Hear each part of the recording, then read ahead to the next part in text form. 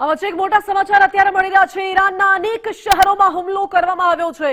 Iran પર ઇઝરાયલે અત્યાર સુધીનો મોટો હુમલો કર્યો છે। ઇઝરાયલની સેનાએ રોકેટથી હુમલો કર્યો છે। ઈરાનમાં એક બાદ એક ધડાકાના અવાજો સંભળાવા લાગ્યા હતા। જો કે હવે ઇઝરાયલમાં ઈરાન જવાબી કાર્યવાહી કરે તેવી આશંકા છે, જેના આધારે બચાવની ફિરાકમાં આવી ગયું છે ઇઝરાયલે લોકોને સુરક્ષિત સ્થળે ખસી જવાની સૂચના આપી છે। ઇઝરાયલમાં ઇમરજન્સી જાહેર કરી દેવામાં આવી છે જવાબી કાર્યવાહીની આશંકાને લઈને। જો કે ઈરાનની એર સ્પેસ હાલ તો ખાલી કરવામાં આવી છે। ઈરાનમાં જે લોકો ઇજાગ્રસ્ત થયા છે તેમને સારવાર માટે ખસેડવાની પ્રક્રિયા પણ શરૂ કરવામાં આવી છે। ઇઝરાયલે આ મોટો હુમલો કર્યો છે। ઈરાનમાં રોકેટથી હુમલો કરવામાં આવ્યો છે અને ઈરાન ઇઝરાયલ યુદ્ધને લઈને આ સૌથી મોટા સમાચાર અત્યારે મળી રહ્યા છે। મહત્વપૂર્ણ છે કે ઇઝરાયલ અગાઉ પણ પોતાનું સ્ટેન્ડ ક્લિયર કરી ચૂક્યું છે કે અમારી લડાઈ આતંકવાદ સામેની છે, કોઈ દેશ સામેની નહીં। વધુ जानकारी સાથે संवाददाता देवनाथ पांडे जुड़ाई गया है हमारे साथ। देवनाथ, अब तक की बहुत बड़ी कार्रवाई इजरायल ने की है, ईरान के खिलाफ बहुत बड़ा हमला किया गया है, क्या अपडेट? बिल्कुल, देखिए साफ तौर से जिस तरह से अमेरिका और ईरान के बीच में लगातार तनातनी देखने को मिल रही थी और इस बात की आशंका जताई जा रही थी कि बहुत जल्दी ही कुछ बड़ा हो सकता है, और अब इस तरह की जानकारी जो निकलकर सामने आई है कि इजराइल ने ईरान पर हमला कर दिया है और इसके साथ ही अब देश और दुनिया की निगाहें इस पर टिक गई हैं और कहीं ना कहीं ये विवाद जो है कई दिनों से चला रहा था और ये जो है सैन्य कार्रवाई की गई है। साथ ही ईरान के कई ऐसे जगह हैं, कई ऐसे शहर हैं जहां पर लगातार बमबारी भी की जा रही है और ऐसे में कहीं ना कहीं देखा जाए तो एक जो लंबा विवाद इन दोनों देशों के बीच में देखने को मिल रहा था, उसका खामियाजा जो है अब ईरान को भुगतना पड़ रहा है। इजराइल लगातार हमले कर रहा है और इस बीच एक और जानकारी निकलकर सामने आई है कि कई ऐसे जगह हैं जहां पर सीधे बमबारी हो रही है। यानी अब इस बात से कयास लगाया जा सकता है कि अमेरिका लगातार जिस तरह से ईरान पर दबाव बनाने की कोशिश कर रहा था और ईरान भी कहीं ना कहीं अपने स्टैंड पर खड़ा हुआ दिखाई दे रहा था, और इन सब के बीच में इजराइल का ईरान पर अटैक करना कहीं ना कहीं इस दिशा में दर्शाता है कि आने वाले समय में जिस तरह से कई ऐसे जो हैं दुनिया के जो जानकार हैं वो इस बात का दावा कर रहे हैं कि इजराइल अगर इसी तरह से कार्रवाइयां करता रहा तो आने वाले समय में ईरान के खिलाफ और भी बड़ी कार्रवाई देखने को मिल सकती है। वैसे इस वक्त देखा जाए तो ईरान में हाहाकार मचा हुआ है और इजराइल लगातार उन पर कई जगहों पर निशाने बना रहा है। जी देवनाथ, धन्यवाद। એટલે ઇઝરાયલે સૌથી મોટી કાર્યવાહી કરી છે। જો કે ઇઝરાયલે ઈરાનમાં એટેક કર્યા બાદ પોતાના જે તમામ એરસ્પેસ છે એ બંધ કરી દીધા છે ઇઝરાયલે, અને ઈરાનની એરસ્પેસ પણ હાલ તો ખાલી કરાવવામાં આવી રહી છે। ઈરાન વળતો જવાબ આપશે, વળતી કાર્યવાહી કરશે તેવી આશંકાના આધારે ઇઝરાયલ પણ અત્યારે સતર્ક બની ગયું છે। ન્યૂઝરૂમથી સહયોગી વિક્રમ મારી સાથે અત્યારે લાઈવ જોડાઈ ગયા છે। વિક્રમ, એક તરફ યુદ્ધની ચર્ચાઓ હતી ઇઝરાયલ ઈરાન વચ્ચે, વડાપ્રધાન નરેન્દ્ર મોદીનો પ્રવાસ ઇઝરાયલનો એવું માનવામાં આવી રહ્યું હતું કે કદાચ હવે યુદ્ધ શાંત પડી શકે છે, અને આ વચ્ચે મોટા સમાચાર કે ઇઝરાયલે અટેક કરી દીધું છે ઈરાન પર। બિલકુલ, એટલે ઇઝરાયલ અને ઈરાન વચ્ચે જે તણાવ હતો એ હવે ચરમ સીમાએ પહોંચી ગયો છે। ઇઝરાયલે અને અમેરિકાએ મળીને અહીંયા ઈરાન પર હુમલો કર્યો હોય તેવી પ્રાથમિક માહિતી મળી રહી છે। હવે ઇઝરાયલ જે છે એ પણ પોતાની રીતે બચાવની જે પણ કામગીરી છે તે કરી રહ્યું છે। ઇઝરાયલની અંદર પણ હવે અહીંયા લોકોને ઘરમાં રહેવા માટે, સુરક્ષિત રહેવા માટે કહેવામાં આવી રહ્યું છે, કારણ કે ઈરાન પર જે હુમલો કરવામાં આવ્યો છે ઇઝરાયલને પણ હવે ડર લાગી રહ્યો છે, અને ઇઝરાયલ તરફથી એવું પણ નિવેદન આપવામાં આવ્યું છે કે જો કદાચ અમે હુમલો ના કરે તો ઈરાન કરી દે। એટલે અહીંયા જે આ હુમલો કરવામાં આવ્યો છે તે ઇઝરાયલ તરફથી કરવામાં આવ્યો છે, અને ઈરાનની અંદર હવે અલગ અલગ જગ્યાઓ પર સાયરન વાગવાના શરૂ થઈ ગયા છે। તહેરાનની અંદર ખૂબ જ મોટો હુમલો અત્યારે ઇઝરાયલે કર્યો છે। ઈરાનની અંદર અત્યારે તહેરાનની અંદર જો વાત કરીએ તો ઘણા ઘરોને તબાહ કરવામાં આવ્યા છે। અહીંયા હજુ પ્રાથમિક માહિતી તો સામે નથી આવી, પણ ઇઝરાયલનો આ સૌથી મોટો હુમલો કહી શકાય ઈરાન પર। આપણી સાથે જયદેવભાઈ જોડાઈ ગયા છે। જયદેવભાઈ આપણી સાથે જોડાશે તહીજભાઈ, અને તેમની પાસેથી પણ માહિતી મેળવીશું। પણ જે પ્રાથમિક જે માહિતી સામે આવી રહી છે, ઇઝરાયલે અત્યારે ઈરાન પર જે સૌથી મોટો હુમલો કર્યો છે તહેરાનમાં અને અનેક શહેરોની અંદર આ હુમલો કરવામાં આવ્યો છે, મિસાઇલથી હુમલો કરવામાં આવ્યો છે।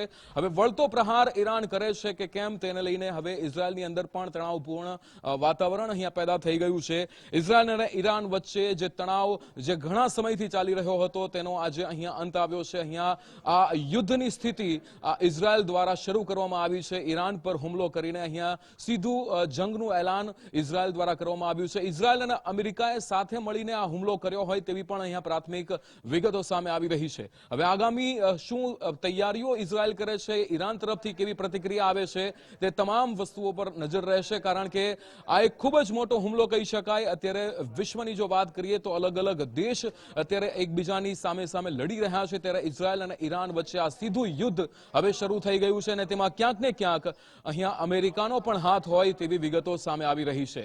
આ દ્રશ્યો આપ જોઈ શકો છો, આ ઈરાનના દ્રશ્યો છે. અત્યારે ઈરાનની એર સ્પેસને બંધ કરી દેવામાં આવી છે.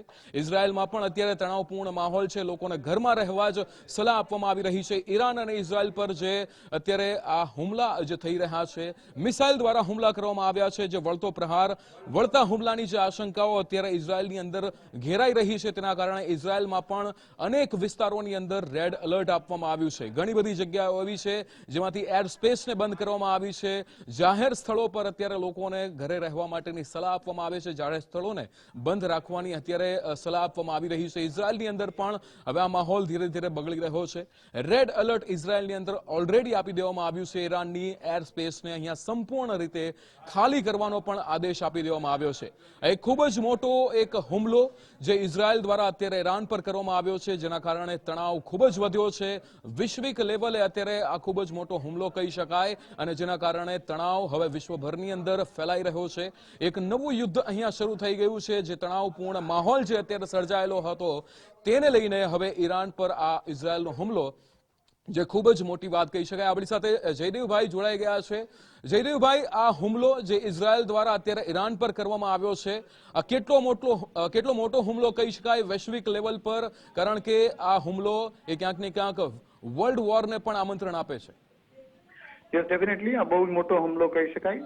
વર્લ્ડ વોર કહેવું કદાચ થોડું વહેલું હશે, પણ yes, definitely the world is at war. અલગ અલગ કેટલાય દેશો યુદ્ધના દાવાનળમાં પોતાની જાતને હોમી રહ્યા હોય તેવી સ્થિતિ ચોક્કસ છે.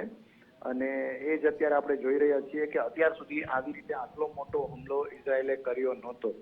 ઈરાનના કેપિટલ સિટીમાં 3 મોટા બોમ્બ ધડાકાઓ, અમુક મિસાઇલો દાગવી, તો દેટ કોલ્સ ફોર ઇટ. અને ઇઝરાયલ જે બહુ ઓડેશિયસલી બહાદુરીથી અટેક કરતું હોય છે અને બહુ નિષ્ફિકર પણ રહેતું હોય છે, એણે પોતાની એરસ્પેસ ક્લોઝ કરી. એનો અર્થ એ, અને જે સ્વાભાવિક છે, ન્યાયિક છે, કે ઈરાન વળતો જવાબ કરશે. એની પૂર્વ તૈયારીમાં આ થઈ રહ્યું છે અને આ થવાના કારણે આ હુમલો અને એની આસપાસની અસરો વધશે જ, ઘટશે નહીં આવનારા કલાકોમાં. પણ જયદેવભાઈ, આમાં ક્યાંક ને ક્યાંક અમેરિકાનો પણ હાથ હોય એવું લાગી રહ્યું છે.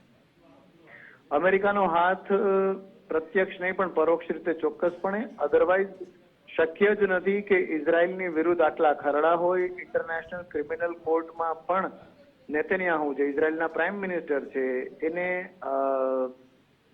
અપરાધી તરીકે ઘોષિત કરવાની વાત ચાલતી હોય, પણ માત્ર અમેરિકાના જ વીટોના કારણે સિક્યોરિટી કાઉન્સિલમાં ઇઝરાયલ બચતું રહે અને આ પ્રકારના હુમલા કરતા રહે, એ અમેરિકાની મીઠી નજર વિના શક્ય નથી. પણ જયદેવભાઈ, આ પ્રકારનો હુમલો અચાનક ઇઝરાયલ દ્વારા કરવામાં આવે, ઈરાન હુમલો કરી દેત જો અમે કદાચ ન કર્યો હોત, આવું સ્ટેટમેન્ટ ત્યાંના રક્ષા મંત્રી દ્વારા આપવામાં આવે છે. એટલે એ વાત જે છે, જેને મિલિટરીમાં કે પણ બીજી બધી જગ્યાએ, ઇવન ઇન સાયકોલોજી એને કહેવાતું હોય છે કે ફિયર ઓફ ધી અનનોન, કે કંઈક થવાનું છે, અનનોન છે, પણ એનો ફિયર ઉભો કરીને વોર મોંગરિંગ કરવું, કે જો ઈરાન આવું કરી દેશે તો અમે હુમલો કરશું, જો હાઉધી એક ટેરર ગ્રુપ છે એ કરશે તો અમે હુમલો કરશું, હમસ જો કંઈ કરશે તો અમે હુમલો કરશું. કોણે કેટલા હુમલા કર્યા એના પુરાવા વગર સતત ને સતત પોતાના તરફથી હુમલા કરતા રહેવા માટે આવા ડરનું કારણ આપવું એ બહુ યોગ્ય ના કહેવાય. પણ જયદેવભાઈ, શું લાગે છે ઈરાન પર, આ ઈરાનની રાજધાની પર આ જે હુમલો કરવામાં આવ્યો છે, વૈશ્વિક લેવલે કેટલી મોટી અસર પડશે આનાથી? ખૂબ મોટી અસર પડશે. ભારતની સીધી અસરની વાત કરીએ તો ત્યાં વસતા ભારતીયો જે મિડલ ઇસ્ટમાં, મધ્ય એશિયામાં રહે છે, એ ભારતીયો જે વેપાર કરે છે, ભણે છે, એમના પર અસર થઈ શકે, જે થાય પણ ખરી. એમની સુરક્ષા જોખમાય એવું થાય.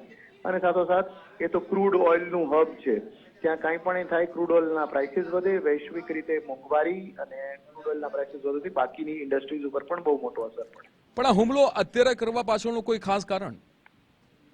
ખાસ કારણ ઇઝરાયલને જ ખબર, પણ યસ એક કારણ જે ઇઝરાયલ હંમેશા આગળ વધારે છે અને આપણે સૌ જાણીએ છીએ એ છે કે મિડલ ઈસ્ટમાં પોતાના ડોમિનન્સને સતત ઠોકી બેસાડીને સાબિત કરવા માટે અને પોતાની વિરુદ્ધ ઉઠતા કોઈ પણ સ્વરને ખૂબ જ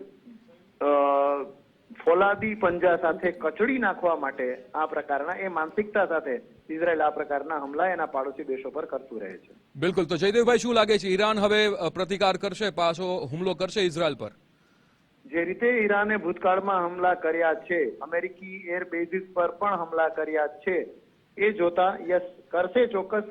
ક્યારે કરશે, કેમ કરશે, ભવિષ્ય જ કહેશે, પણ ઈરાન સંપૂર્ણ રીતે ચૂપ બેસે એવું જરૂરી નહીં. પણ આ જે બંને દેશ વચ્ચે હવે જે યુદ્ધ શરૂ થયું છે, એમાં આપને શું લાગે છે કે કોઈ બીજો ત્રીજો દેશ જે છે એ આમાં ઉતરશે વચ્ચે? ઇઝરાયલના સપોર્ટમાં ડિરેક્ટલી અમેરિકા સિવાય કોઈ નહીં. ઈરાન હુમલો કરે તો ઈરાન, તર્કીએ, ચાઇના, નોર્થ કોરિયા કદાચ રશિયા આ પ્રત્યક્ષ કે પરોક્ષ રીતે સપોર્ટ કરી શકે છે. થોડુંક ઋણ ચૂકવવા માટે કદાચ પાકિસ્તાન પણ એકાદું સ્ટેટમેન્ટ ઇઝરાયલ વિરોધી આપે એવું બની શકે. બિલકુલ બિલકુલ. જયદેવજી, આપ ગુજરાત ફર્સ્ટ સાથે જોડાયા બદલ આપનો આભાર. આપણી સાથે આનંદભાઈ શુક્લ, મારા સહયોગી, જોડાઈ ગયા છે. આનંદભાઈ, આ જે વોરની અત્યારે જે શરૂઆત થઈ છે, ઇઝરાયલે જે ડાયરેક્ટ ઈરાન પર હુમલો કરી દીધો છે, તહેરાન પર, રાજધાની પર હુમલો કર્યો છે, આ કેટલી મોટી વાત વૈશ્વિક લેવલે કહી શકાય? વૈશ્વિક લેવલે બહુ મોટી વાત છે. એટલા માટે મોટી વાત છે કે અમેરિકાના 2 વિમાનવાહક યુદ્ધ જહાજો અબ્રાહમ લિંકન અને ગેરાલ્ડ ફોલ્ડ એ અત્યારે ગલ્ફમાં છે. એક ઇઝરાયલની પાસે છે, એક ઈરાનની ખાડી પાસે છે. આવા સંજોગોની અંદર અમેરિકા એ વારંવાર ઈરાન ઉપર હુમલાની ધમકી આપતું રહ્યું છે. તેવામાં ઇઝરાયલ કે જે અમેરિકા નું એક બહુ મોટું સહયોગી છે. અમેરિકા અને ઇઝરાયલ લગભગ સાથે જ હોય છે. ગઈ વખતે 12 દિવસનું જે યુદ્ધ થયું હતું એ યુદ્ધની અંદર પણ ઇઝરાયલે ઈરાન ઉપર હુમલો કર્યો હતો. અમેરિકાએ પણ તેની અંદર સાથ પુરાવ્યો હતો. આવા સંજોગોની અંદર જે પરમાણુ એસ્ટાબ્લિશમેન્ટ હતા ઈરાનના, એ પરમાણુ એસ્ટાબ્લિશમેન્ટ ઇઝરાયલ અને અમેરિકાએ નિશાન બનાવ્યા હતા. આવા સંજોગોની અંદર અત્યારે જે હુમલો થયો છે ઇઝરાયલ તરફથી, એ દર્શાવે છે કે ખાડી દેશોની અંદર હવે મહાશક્તિઓ પણ આ સંગ્રામ છે એની અંદર સામેલ થશે. અમેરિકા ચોક્કસપણે આ જે ઘર્ષણ છે એ વધશે એવા સંજોગોની અંદર અમેરિકા પણ એક્શનમાં આવશે. અમેરિકાએ 1991 બાદ સૌથી મોટા પ્રમાણમાં યુદ્ધ વિમાનોનો અહીંયા જમાવડો કર્યો છે. જ્યારે ઈરાક ઉપર પહેલું આક્રમણ કર્યું હતું અમેરિકાએ, કુવેત ઉપર ઈરાકે એટેક કર્યો હતો અને કુવેત ઉપર કબજો કર્યો હતો, ત્યારે જે પ્રકારે અમેરિકાએ યુદ્ધ વિમાનોનો કાફલો ત્યાં ખડકી દીધો હતો અને ઈરાકને સબક શીખવાડ્યો હતો, એ જ પ્રકારની પરિસ્થિતિ અત્યારે ઈરાન સામેના જે તણાવ છે એ તણાવમાં અત્યારે અમેરિકાએ પોતાનો સૈન્ય જમાવડો ત્યાં વધારી દીધો છે. આ સિવાય ઓમાનની અંદર ઈરાન અને અમેરિકાના ડિપ્લોમેટ્સ વચ્ચે શાંતિ વાટાઘાટો ચાલતી હતી અને આ શાંતિ વાટાઘાટો એ પરમાણુ કાર્યક્રમ ઈરાનનો જે આગળ ન વધે અને એ પરમાણુ હથિયારો ન બનાવે એના સંદર્ભે ચાલતી હતી, પરંતુ આ વાટાઘાટોનું કોઈ પરિણામ નીકળ્યું નથી. અને આવા સંજોગોની અંદર ઈરાનના પરમાણુ હથિયારોનો જો સૌથી વધારે ગલ્ફ કન્ટ્રીની અંદર કોઈને ખતરો હોય તો એ ખતરો ઇઝરાયલને છે. આવા સંજોગોની અંદર ઇઝરાયલે ઈરાન ઉપર એટેક કરી દીધો છે અને એ દર્શાવે છે કે આગામી સમયની અંદર ઈરાનનું જે સત્તા છે, ખોમેનીની જે સરકાર છે અને જે પ્રશાસન છે, એ પ્રશાસનને ઈરાનમાંથી વિદાય કરવામાં નહીં આવે ત્યાં સુધી કદાચ આ યુદ્ધની સ્થિતિ અને એનું સ્તર એ આગળ વધે, લંબાય અને વિસ્તરે તેવી પૂરી શક્યતા છે. આનંદભાઈ, આ જે યુદ્ધની અત્યારે શરૂઆત થઈ છે, શું લાગે છે આ યુદ્ધ લાંબુ જશે? કારણ કે જે રીતે તમે કહી રહ્યા છો, આમાં અમેરિકા હવે ઉતર્યું છે, ભલે પરોક્ષ રીતે ઉતર્યું હોય, અને અમેરિકાને કોઈક ને કોઈક ફાયદો છે કે જેના કારણે એ હવે આ યુદ્ધને વધારે લંબાવશે અથવા યુદ્ધની શરૂઆત તેણે કરી છે. શું લાગે છે આ યુદ્ધ કેટલું ચાલે? જો ઈરાન એ રશિયા અને ચીનનું એક બહુ મોટું સહયોગી છે, ભારત સાથે પણ ઈરાનના મિત્રતાપૂર્ણ સંબંધો રહ્યા છે, પરંતુ ભારત અત્યારે પોતાનું ન્યુટ્રલ સ્ટેન્ડ આગળ રાખી અને ચાલી રહ્યું છે. આ આખી લડાઈ અમેરિકા, રશિયા, ચીન નો જે ટ્રાયંગલ છે, રશિયા અને ચીનની જે ધરી છે એની સામે અમેરિકા અને અમેરિકાના મિત્ર દેશો એક પ્રકારે આ આખા વિશ્વમાં વૈશ્વિક સ્તરે, કૂટનીતિક સ્તરે અને વ્યૂહાત્મક સ્તરે પડકારો ફેંકી રહ્યા છે. આપણે વેનેઝુએલામાં અમેરિકાની એક્શન જોઈ ચૂક્યા છીએ. એ સિવાય અમેરિકા દ્વારા ગલ્ફની અંદર પણ ઈરાનને વારંવાર ધમકીઓ આપવામાં આવી રહી હતી. આવા સંજોગોની અંદર ઈરાન ઉપર એટેક નહીં કરવા માટે અમેરિકાને ચેતવણીઓ સ્વરૂપે ચીન અને રશિયા તરફથી કેટલાક ટિપ્પણીઓ કરવામાં આવી છે, પરંતુ અમેરિકા આ ટિપ્પણીઓ માન્યું નથી અને અમેરિકાએ પોતાના વિમાનવાહક જહાજો ત્યાં આગળ ખડકી દીધા છે. અન્ય મિલિટરી એસ્ટાબ્લિશમેન્ટ ત્યાં આગળ એક્ટિવ કર્યું છે. ઇઝરાયલ કે જે અમેરિકાનું સહયોગી છે, એ ઇઝરાયલે અત્યારે ઈરાન ઉપર એટેક કર્યો છે અને તે દર્શાવે છે કે અમેરિકા હવે આ યુદ્ધની અંદર ઈરાન જો વળતી કાર્યવાહી કરશે અને એ જો વળતી કાર્યવાહી ઇઝરાયલ માટે વધારે ખતરારૂપ હશે તો એવા સંજોગોમાં આ વાત ઇઝરાયલથી આગળ વધવાની શક્યતાઓ હશે. તો એવા સંજોગોની અંદર અમેરિકા નિશ્ચિતપણે ઈરાન ઉપર એટેક કરશે. એટલે ઈરાન હવે વળતો પ્રહાર કરે તેની અહીંયા રાહ જોવાઈ રહી છે, કારણ કે આ જે તમે કહ્યું કે જે રીતે રશિયા, ચીન અને અમેરિકાની આ ત્રિપુટી છે કે જેના કારણે ક્યાંક ને ક્યાંક અમેરિકા જે છે એ ઈરાનને દબાવતું હતું અને હવે વચ્ચે ઇઝરાયલ આવ્યું છે, તો ઇઝરાયલના થકી એણે ઈરાનને દબાવવાનો પ્રયત્ન કર્યો છે. હા, આની અંદર એક બીજો પોઈન્ટ પણ છે. રશિયા અને યુક્રેનનું યુદ્ધ ચાલી રહ્યું છે. યુક્રેન સામે રશિયા જ્યારે નબળું પડતું હતું અથવા તો પશ્ચિમી જે સહાયતાઓ હતી એ સહાયતાઓને કારણે રશિયા એ હથિયારોમાં કેટલાક અંશે જે ડ્રોન્સ છે એ ડ્રોન્સ ઈરાનથી આયાત કરતું હતું. એ પ્રકારના પણ મીડિયા અહેવાલો થોડા સમય પહેલા આવી ચૂક્યા છે. આ સિવાય ઈરાન અને ચાઇનાની નેવલ એક્સરસાઇઝ ઈરાની નૌસેના સાથે ચાલે એવી પણ એક પ્રકારના મીડિયા ન્યૂઝ આવી ચૂક્યા છે. આવા સંજોગોની અંદર ઈરાન, ચીન અને રશિયાની એક ધરી એક્ટિવ થઈ ચૂકી હતી. આ ધરી વધારે પ્રમાણમાં એક્ટિવ કેટલી થઈ છે તે હવે આગામી સમયની અંદર ખબર પડશે કે જ્યારે અમેરિકા આ યુદ્ધની અંદર ઇન્વોલ્વ થશે. બિલકુલ. એટલે આપને લાગે છે કે અમેરિકા હજુ પણ આ યુદ્ધની અંદર ઇન્વોલ્વ થશે, પણ ઇઝરાયલ જે છે એને કયા પ્રકારના ફાયદાઓ છે જો ઈરાન પર હુમલા કરે છે અને અમેરિકા કદાચ એ ડાયરેક્ટ એના પર અસર નથી કરતું, તો ઇઝરાયલને કયા ફાયદા?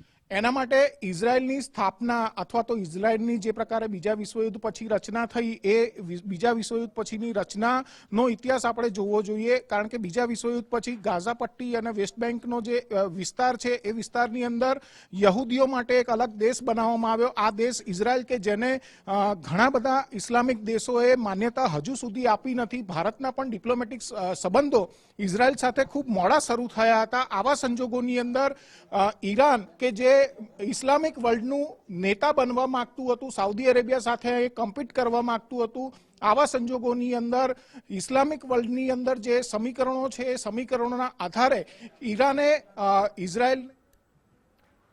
વિક્રમ, આપની પાસે ફરી એકવાર આવું છું. અત્યારે એક મોટા સમાચાર અહીંથી મળી રહ્યા છે.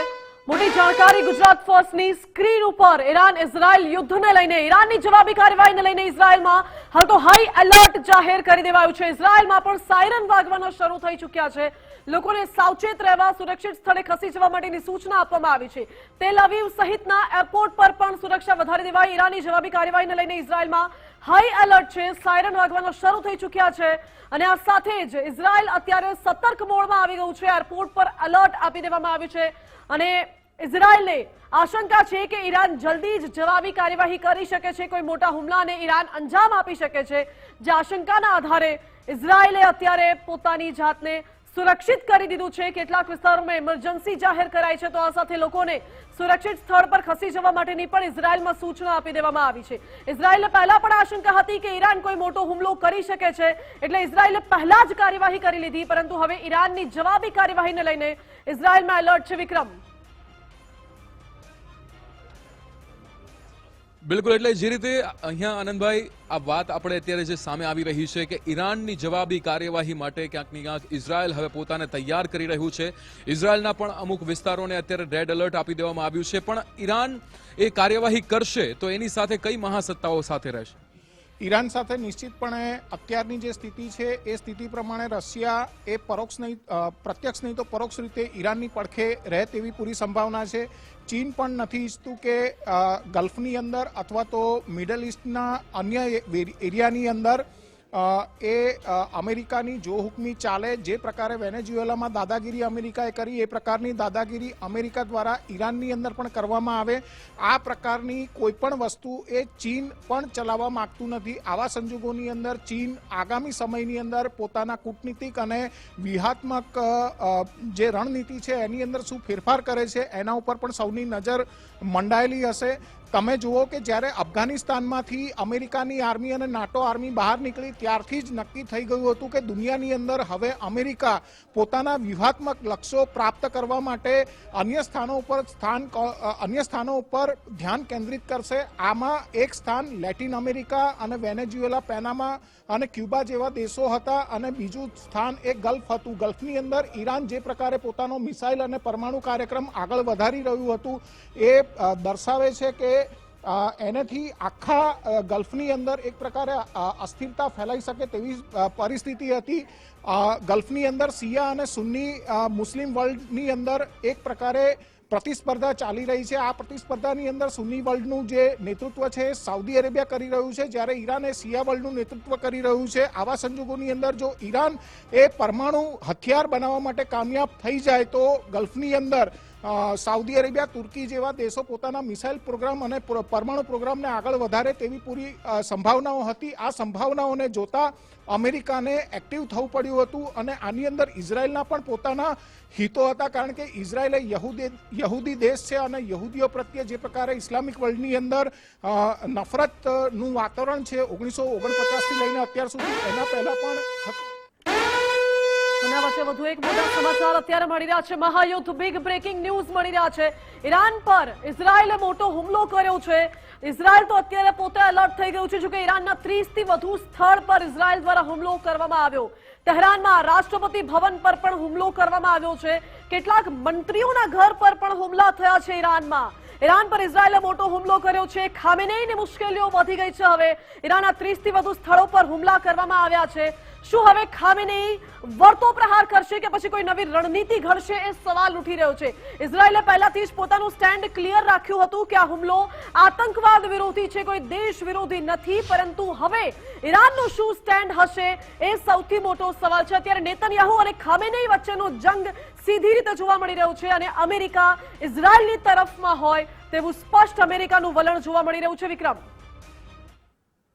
ઇઝરાયલ જે હુમલો કરી ચૂક્યું છે, ઈરાનના પ્રતિકારનો અહીંયા ઈરાન કેવી રીતે જવાબ આપે છે તેની રાહ ક્યાંક ને ક્યાંક હવે સમગ્ર વિશ્વ જોઈ રહ્યું છે, કારણ કે આ યુદ્ધ હવે શરૂ થયું છે. અને જે રીતે આનંદ એ પણ વાત કરીએ આપણે કે જ્યારે પણ અત્યારે આ મંત્રીઓ પર હુમલો, મંત્રીઓના ઘર પર હુમલો થયો છે કે પછી આવી જ્યારે રાજધાની પર હુમલો કરવામાં આવે ત્યારે ક્યાંક ને ક્યાંક વૈશ્વિક લેવલે એ સાબિત કરવા માંગે છે કે અમે આ હુમલો કર્યો છે અને અમારો આ સ્ટેન્ડ જે ક્લિયર હતો તે અહીંયા ક્યાંક ને ક્યાંક ઇઝરાયલ જે છે કહી રહ્યું છે કે અમે આ હુમલો એ તમને દેખાડવા માટે, બધાને જગાડવા માટે અને અમારી જે પણ એની જગ્યા છે એ બતાડવા માટે ક્યાંક ને ક્યાંક હુમલો કરવામાં આવ્યો.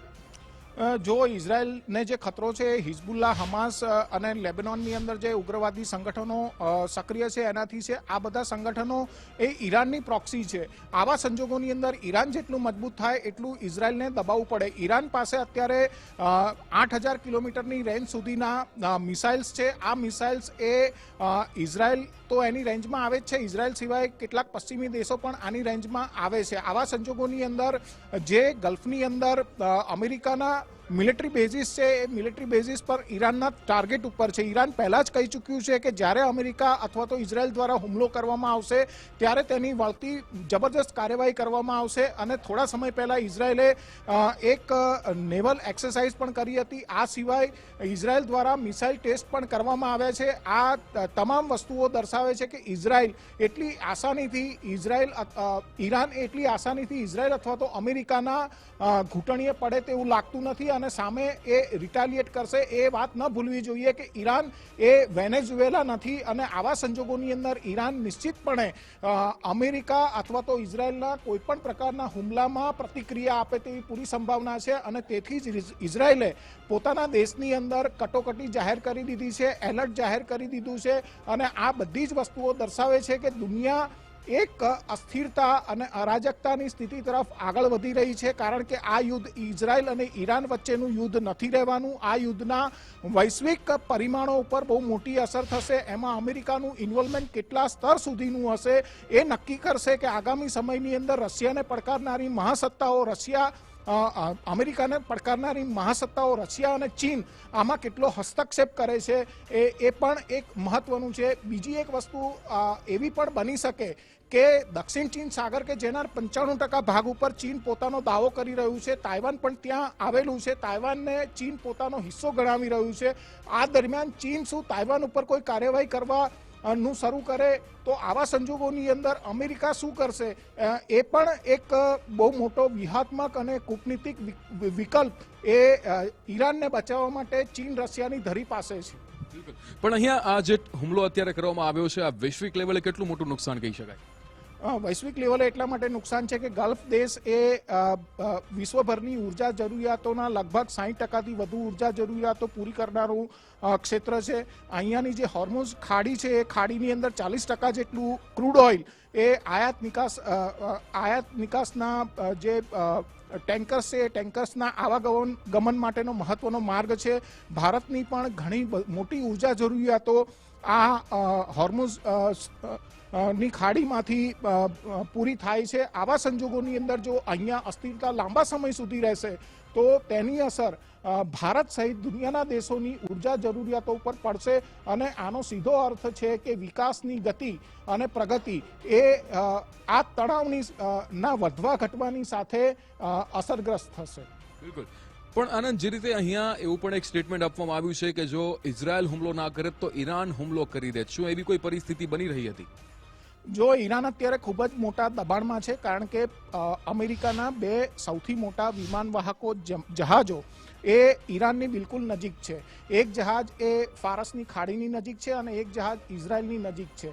આવા સંજોગોની અંદર 80 યુદ્ધ વિમાનોથી વધારે યુદ્ધ વિમાનો ધરાવતા 2 મોટા વિમાનવાહક જહાજો એ ઈરાનની નજીક હોય તો નિશ્ચિતપણે ઈરાન એ સૈન્ય દબાણમાં આવે અને આવા સંજોગોની અંદર જ્યારે ગલ્ફની અંદર ઓમાન, જોર્ડન સહિતના જે અમેરિકાના મિલિટરી બેઝો છે એ એક્ટિવ થાય તો આવા સંજોગોની અંદર ઈરાન વધારે દબાણમાં આવે અને એ કોઈ આગોતરો હુમલો કરે તેવી શક્યતાઓ પણ હતી. અને આના સંદર્ભે ઈરાનના સૈન્ય પ્રમુખે પણ એક નિવેદન આપ્યું હતું કે જો આ પ્રકારની પરિસ્થિતિ હશે તો ઈરાન પણ કાર્યવાહી કરી શકે છે. તો આવા સંજોગોની અંદર ઇઝરાયલ અને અન્ય જે દેશો છે એ લોકોનો માઇન્ડસેટ એવો પણ રહેલો હોય છે કે જો સામેથી એટેક થાય એની એ લોકો રાહ ન જોવે અને એટેકની શક્યતાઓને લઈને એ લોકો સામી કાર્યવાહી કરે અને કહેવાય છે કે attack is the best defence. તો એ મિલિટરી રૂલ ઉપર અત્યારે ઇઝરાયલે કાર્યવાહી કરી છે પરંતુ આનું એસ્કાલેશન કેટલા સ્તર ઉપર થાય છે એ અત્યારે એના ઉપર વિશ્વની સૌથી વધારે નજર મંડાયેલી છે. શું આ ખોમેનીની સત્તા જાય ત્યાં સુધીની કાર્યવાહી હશે કે એનાથી આગળ વૈશ્વિક સ્તરે આના પડઘા પડવાના છે એ અત્યારે વિશ્વ માટે વિચારવાનો અને અવલોકનનો સમય છે. બિલકુલ. આનંદ, ક્યાંક ને ક્યાંક હવે આ યુદ્ધ જે શરૂ થયું છે એમાં ભારતનું સ્ટેન્ડ કઈ બાજુ રહી શકે છે એના લઈને પણ એક સવાલ થઈ શકે છે કારણ કે હમણાં જ્યારે આપણે વાત કરીએ ત્યારે નેતન્યાહુ સાથે પીએમ મોદી મળ્યા તો એ આખું સ્ટેન્ડ કઈ બાજુ રહી શકે? ઇઝરાયલ, ઈરાન તરફ ભારતનું સ્ટેન્ડ કેવી રીતે હોઈ શકે? જો ભારતની વિદેશ નીતિ છે બેહદ સંતુલિત વિદેશ નીતિ છે. આ સંતુલિત વિદેશ નીતિની અંદર ઇઝરાયલ સાથે પણ ભારતના સંબંધો છે, અમેરિકા સાથે પણ છે, રશિયા સાથે પણ છે અને ચીન સાથે પણ છે. જો ઈરાનની વાત કરવામાં આવે તો ઈરાનનું જે અત્યારનું પ્રશાસન છે એ પ્રશાસનની સાથે ભારતના સંબંધો બેહદ સૌહાર્દપૂર્ણ છે અને ભારત એ ઈરાનના અત્યારના જે સત્તાધારીઓ છે એ લોકોનું એક વિદેશ નીતિની રાહે મિત્ર રહેલું છે. ઈરાન ઉપર જે પણ કોઈ કાર્યવાહી અથવા તો જે પણ કોઈ બાબતો છે એ બાબતોને લઈને ભારતે હંમેશા પોતાનું સ્ટેન્ડ એ સંતુલિત રાખ્યું છે. હા, એ વાત સાચી છે કે ઇઝરાયલના પ્રવાસે વડાપ્રધાન નરેન્દ્ર મોદી ગયા હતા, તેમણે નેતન્યાહુ સાથે મુલાકાત પણ કરી હતી અને ઇઝરાયલથી તેઓ પાછા આવ્યા પછી આ હુમલા થઈ રહ્યા છે. પરંતુ આને અને નરેન્દ્ર મોદીની મુલાકાતને, વડાપ્રધાન નરેન્દ્રભાઈ મોદીની મુલાકાતને કોઈ પણ પ્રકારનો સંબંધ હોવાની કોઈ શક્યતા એટલા માટે નથી કારણ કે હજુ સુધી ભારતે કોઈ પણ રીતે સત્તાવાર રીતે કોઈ પણ પ્રકારનો જે સ્ટેન્ડ છે એ સ્ટેન્ડ દર્શાવ્યું નથી. અને આવા સંજોગોની અંદર ઈરાન અને ઇઝરાયલ વચ્ચેની જે કાર્યવાહી છે એ કાર્યવાહી માત્ર આ બે દેશોની કાર્યવાહી છે અને એમાં ભારતની કોઈ હસ્તક્ષેપ અથવા તો ભારતનો કોઈ ઇનપુટ હોવાની કોઈ સંભાવના નથી. એટલે આ પ્રકારનો જે બાબત છે એ અત્યારે તો એવું લાગે છે કે યોગાનુયોગ છે. બિલકુલ. આપણી સાથે ઉદય પણ જોડાઈ ગયા છે સહયોગી. ઉદય, આખો આજે અત્યારે હુમલો થઈ રહ્યો છે, ઇઝરાયલે ઈરાન પર હુમલો કર્યો છે. વિશ્વ સ્તરની આપણે જો વાત કરીએ તો આ કેટલો મોટો હુમલો કહી શકાય અને ભારતને કેવી ચિંતા કરવાની કોઈ જરૂર ખરી? આમ જોવા જાઓ ને તો કેટલાય દિવસથી કૂટનીતિક પાસાઓ તો ગોઠવાઈ રહ્યા હતા. યુએસએસ અબ્રાહમ લિંકન અરબમાં તૈનાત હતું છે અત્યારે. વાત રાહ એ જોવાની હતી કે યુએસ જેરાલ્ડ કરીને જે એરક્રાફ્ટ કેરિયર છે એ ભૂમધ્ય સમુદ્રની અંદર પહોંચે એની રાહમાં હતા અને એટલા એ હવે કાલે પહોંચી ગયું હતું. હવે એ એટલા માટે એની જરૂર છે કારણ કે બધાને ખબર છે કે ઈરાન પાસે મિસાઇલ જથ્થો બહુ જાજો છે. કેપેબિલિટીની વાત કરીએ ને તો ઈરાન દર મહિને 1000 મિસાઇલ તૈયાર કરવાનો ટાર્ગેટ સાથે ચાલી રહ્યું છે અને 3000થી લઈને 3500 મિસાઇલ એની જથ્થામાં પડેલી છે. એ બેલેસ્ટિક મિસાઇલનો ડર અમેરિકા અને ઇઝરાયલ બંનેને છે. એટલા માટે પહેલા સૈન્ય તૈનાતી કરી. અમેરિકાના કુલ 60 એરબેઝ છે જે અરબમાં આવેલા છે, અરબની આજુબાજુના વિસ્તારમાં. એમાં 15 એરબેઝ તો એવા છે જે સાવ નજીક છે કે જે ઈરાન એની ઉપર મોટો હુમલો કરી શકે. અમેરિકાએ પહેલાં એ જે નજીકના એરબેઝ જે 15 છે એને ખાલી કર્યા. કાલે પણ બહેરનમાંથી બધા નેવલ શિપને અરબના સમુદ્રમાં લઈ ગયા હતા. ત્યારે જ ખ્યાલ આવી ગયો હતો કે આ નજીકના દિવસોમાં જ હુમલો થઈ શકે છે. વાત અહીંયા એ છે કે ઇઝરાયેલે ઈરાન ઉપર હુમલો કર્યો, પરંતુ આ અમેરિકાએ જ પ્લાન બનાવેલો છે. ઇઝરાયલ તો અત્યારે નામ માત્ર છે. અને સંયુક્ત રીતે જ હુમલો થશે, પણ શરૂઆત અમેરિકા કરવાની જગ્યાએ ઇઝરાયલે કરી છે. હવે એવું થઈ શકે છે કે ઈરાન પણ પલટવાર કરે અને ઈરાન પલટવાર કરશે તો એ અમેરિકાના એરબેઝને અથવા ઇઝરાયલને આ બેને ટાર્ગેટ કરશે. આની પહેલાં 12 દિવસના યુદ્ધમાં આપણે જૂન 2025માં જ્યારે થયું હતું 12 દિવસનું યુદ્ધ, ત્યારે પણ ઈરાને એક સાથે મિસાઇલ ને ડ્રોન ઇઝરાયલ ઉપર મોકલા હતા અને એનું નુકસાન પણ પહોંચ્યું હતું ઇઝરાયલને. એવું ન થાય ને એટલા માટે આ વખતે 5 સ્તરની સુરક્ષા. વિક્રમ, આપની પાસે આવી છે. અત્યારે વધુ એક મોટા સમાચાર મળી રહ્યા છે મહાયુદ્ધને લઈને, કારણ કે ઇઝરાયલે એકાએક ઈરાન પર હુમલો કરી દીધો છે. ત્યારે ઈરાન પર હુમલાને લઈને અમેરિકાએ પણ નિવેદન આપ્યું છે. અમેરિકાએ પોતાનો સ્ટેન્ડ ક્લિયર કર્યો છે. અમેરિકાએ કહી દીધું છે કે અમારા હુમલા તો યથાવત રહેશે. અમારા એટલે કે અમેરિકા ઇઝરાયલ તરફથી કહી રહ્યું છે અને અમેરિકા ઇઝરાયલની તરફેણમાં ખુલીને આવી ગયું છે. ઇઝરાયલના સમર્થનમાં અમારા હુમલા યથાવત રહેશે તેવું સ્પષ્ટપણે અમેરિકાએ કહ્યું છે. હજુ અમારા હુમલા રોકાયા નથી એ પણ એક નિવેદન અમેરિકાએ આપી દીધું છે. એટલે શું આગળ હજુ પણ મોટા હુમલાઓ ઈરાનમાં થવાના છે એ પ્રશ્ન પણ અત્યારે ઉભો થઈ રહ્યો છે. યથાવત રહેશે એ તો અમેરિકાએ કીધું છે, પરંતુ હજુ હુમલાઓ રોકાવાના નથી. એટલે હજુ પણ ઈરાનમાં હુમલાઓ તો થશે જ, ઈરાનમાં બરબાદી તો આવશે જ. ખામેનેઈનું શું થશે એ પણ એક સવાલ ઉઠી રહ્યો છે. અમેરિકા ખુલીને જ્યારે ઇઝરાયલના સમર્થનમાં આવી ગયું છે, બીજી બાજુ જ્યાં આરબ દેશ છે, શરૂઆતી સમયમાં જ્યારે ઈરાન ઇઝરાયલ યુદ્ધ શરૂ થયું ત્યારે આરબ દેશોએ ઈરાનને સમર્થન આપ્યું હતું. તો હવે શું સ્ટેન્ડ લેવામાં આવશે, કોણ દેશ કઈ તરફમાં હશે, કેટલી જગ્યાએ કેવા ફાટા પડશે, એ પણ સવાલ અત્યારે ઉઠી રહ્યો છે. ઈરાન પર હુમલાને લઈને સૌથી પહેલા તો હાલ તો અમેરિકાનું પહેલું નિવેદન સામે આવ્યું, અમેરિકાની પહેલી પ્રતિક્રિયા આવી છે અને અમેરિકાએ સ્પષ્ટ કહી દીધું છે કે અમારા હુમલા યથાવત રહેવાના છે, હજુ પણ હુમલાઓ રોકાવાના નથી. એટલે શું અમેરિકા એવું કહેવા માંગે છે કે આ તો માત્ર ટ્રેલર હતું, હજુ પિક્ચર બાકી છે, એને પણ સમજવું છે, એ પણ ડીકોડ કરવું છે. અને એટલા જ માટે અત્યારે ઘણા બધા પ્રશ્નો પણ ઊભા થઈ રહ્યા છે કે અમેરિકાનો આ કહેવાનો મતલબ શું છે, શું હજુ પણ હુમલાઓ થવાના છે, શું હજુ પણ આમાં વધારે કંઈક મોટું થવાનું છે, એ પણ સવાલ ઉઠી રહ્યો છે. શું અમેરિકા સીધી રીતે આ હુમલાઓમાં જોડાઈ જશે? હાલ તો આ હુમલો ઇઝરાયલે કર્યો છે, પરંતુ શું સીધી રીતે અમેરિકા પણ હુમલો કરશે, એ પણ એક સવાલ છે.